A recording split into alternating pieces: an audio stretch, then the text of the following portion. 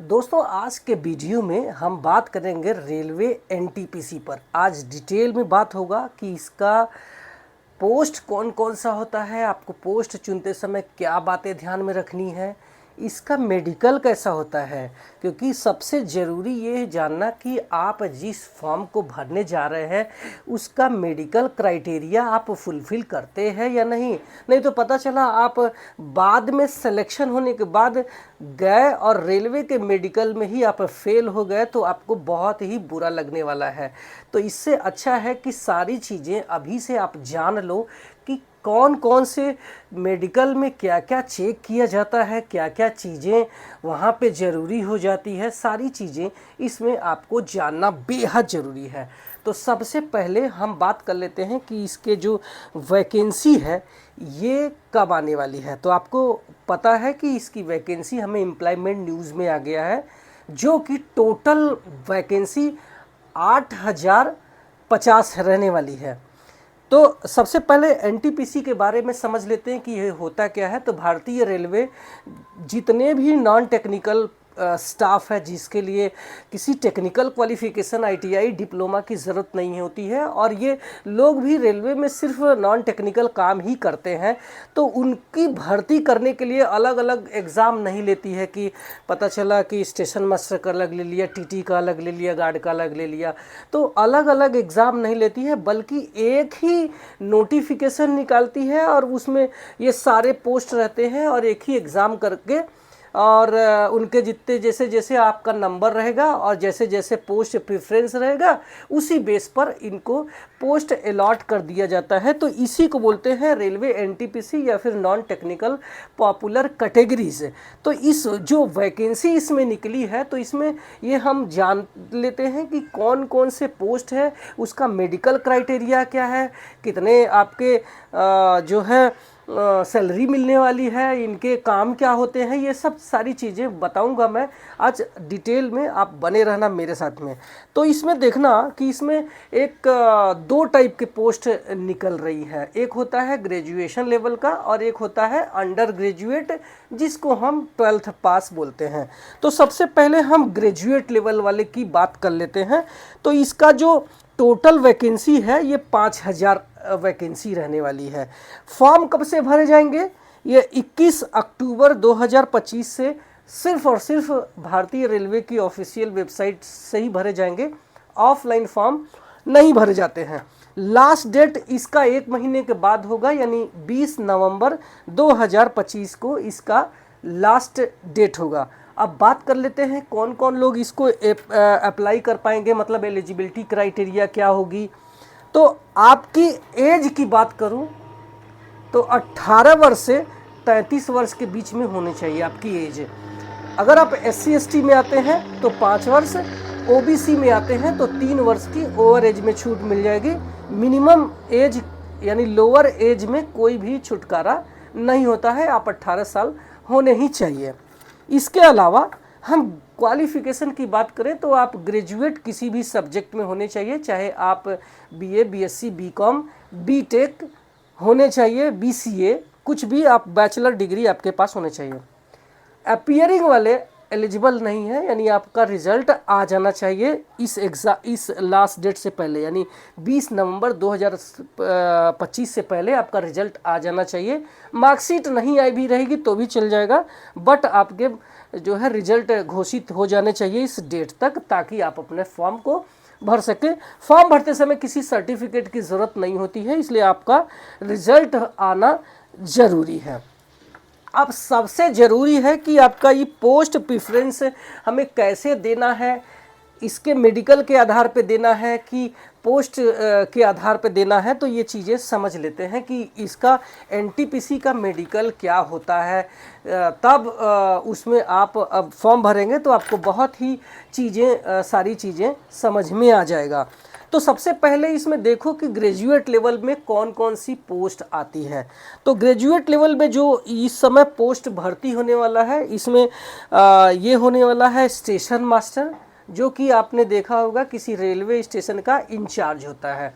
ठीक, दूसरा ये लेवल 6 की वैकेंसी है, ध्यान रखना लेवल 6 एक अच्छी पोस्ट मानी जाती है।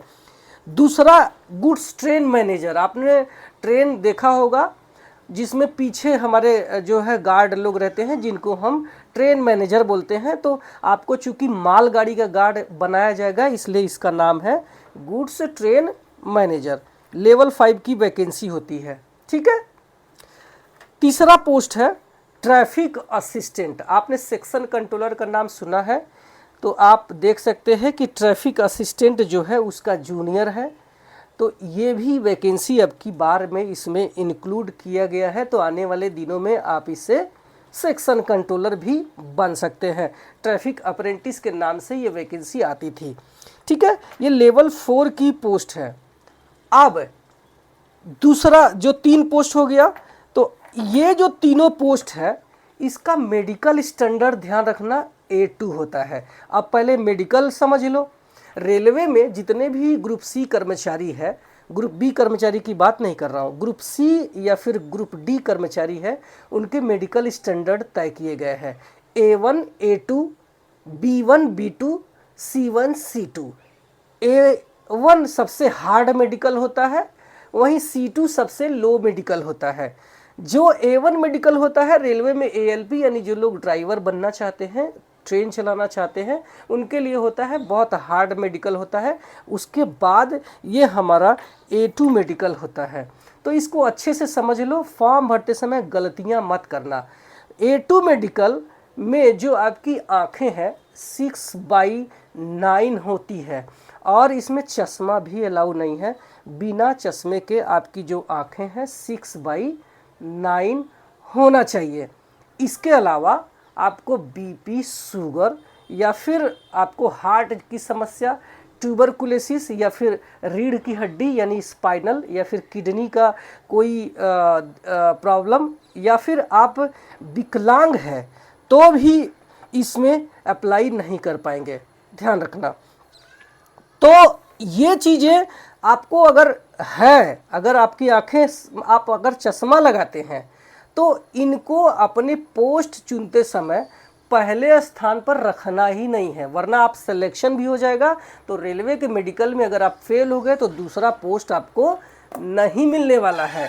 तो इसी वजह से जब हम फॉर्म भरते हैं तो रेलवे पूछती है कि हमें पहले नंबर पे आपको कौन सा पोस्ट चाहिए। अगर आपका नंबर अच्छा रहेगा तो पहले नंबर पे वो पोस्ट मिल जाएगा, बट अगर आप मेडिकल में ही फेल हो जाएंगे तो आपको वो पोस्ट भी नहीं मिलेगी। तो इसलिए ना तो राम ही मिलेंगे ना तो रहीम ही मिलेंगे।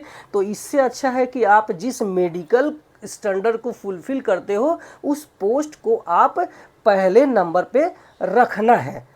तो ये चीज़ें समझ में आ गई कि आपको goods train manager, station master और ट्रैफिक असिस्टेंट इसका मेडिकल हार्ड होता है, इसमें चश्मे वाले अलाउ नहीं है। अगर आपके पास भी ये फॉर्म भरते समय आएगा तो ये चाहे तो अपने लास्ट में आप रख सकते हैं। रेलवे के डॉक्टर अगर आप पर रहम करे और आपकी कट ऑफ क्लियर हो जाए तो शायद इसमें ले ले, बट इनको अपने पहले नंबर पे मत रखना अगर आप ये मेडिकल स्टैंडर्ड फुलफिल नहीं करते हो।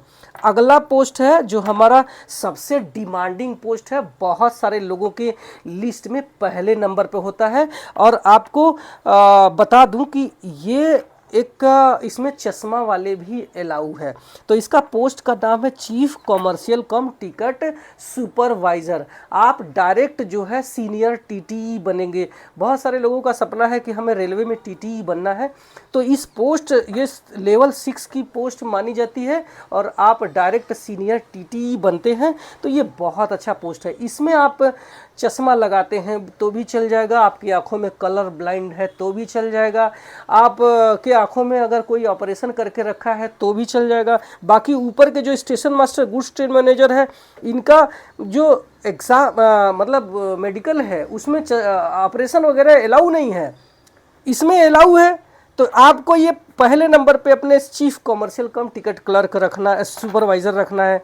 इसके बाद एक और पोस्ट है 5वें नंबर पर, ये है जूनियर अकाउंट असिस्टेंट कम टाइपिस्ट। ये अकाउंट डिपार्टमेंट में स्टाफ की जो है सैलरी को पास करवाने का काम करते हैं या फिर अकाउंट से रिलेटेड सारे काम ये कर्मचारी करते हैं। लेवल 5 की पोस्ट है, इसमें भी चश्मा अलाउ है, इसमें भी टाइपिस्ट लिखा है बट टाइपिंग टेस्ट होती नहीं है। नेक्स्ट पोस्ट है हमारा सीनियर क्लर्क कम टाइपिस्ट। इसमें भी टाइपिंग ज़रूरी नहीं होता है और इसमें भी चश्मा अलाउ है और इसमें सारे लोग अपने फॉर्म भर सकते हैं। मेडिकल का कोई वहाँ पे इशू नहीं है। मेडिकल होता है बट आपका बहुत ज़्यादा हार्ड मेडिकल नहीं होता है, आप इजीली पास हो जाएंगे। अगर आप विकलांग हैं तो भी आप सीनियर क्लर्क कम टाइपिस्ट वाली पोस्ट को चुन सकते हैं। ठीक है, तो ये हमारा ग्रेजुएट लेवल का पोस्ट हो गया। अब आते हैं अंडर ग्रेजुएट।